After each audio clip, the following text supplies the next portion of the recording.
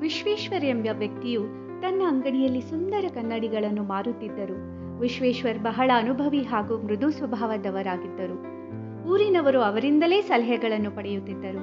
ಒಂದು ದಿನ ರಾಣಿ ಎಂಬ ಹುಡುಗಿ ಅವರ ಬಳಿ ಬಂದು ತನ್ನ ನೋವನ್ನು ಹೇಳಿಕೊಂಡಳು. ತನಗೆ ಯಾವುದೇ ಕೆಲಸ ಮಾಡಲು ಧೈರ್ಯವಿಲ್ಲ, ನನ್ನ ವಿಚಾರಗಳ ಮೇಲೆ ನನಗೇ ನಂಬಿಕೆ ಇಲ್ಲ, ನನ್ನ ಜೀವನವನ್ನು ಹೇಗೆ ಸರಿಪಡಿಸಿಕೊಳ್ಳಬೇಕೆಂದು ತಿಳಿಯುತ್ತಿಲ್ಲವೆಂದಳು.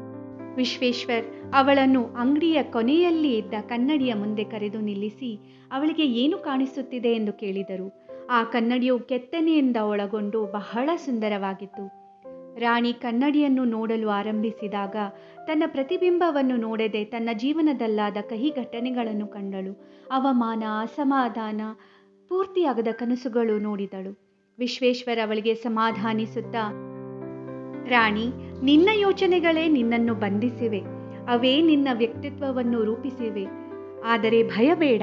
ಹೇಗೆ ನಕಾರಾತ್ಮಕ ಯೋಚನೆಗಳು ಖಿನ್ನತೆಯನ್ನು ಹೆಚ್ಚಿಸುತ್ತವೋ ಹಾಗೆ ಸಕಾರಾತ್ಮಕ ಯೋಚನೆಗಳು ನಮ್ಮನ್ನು ಬಲಪಡಿಸುತ್ತವೆ. ನಾವು ನಮ್ಮ ಆಲೋಚನೆಗಳನ್ನು ಕ್ಷಣ ಮಾತ್ರದಲ್ಲೇ ಬದಲಾಯಿಸಬಹುದು.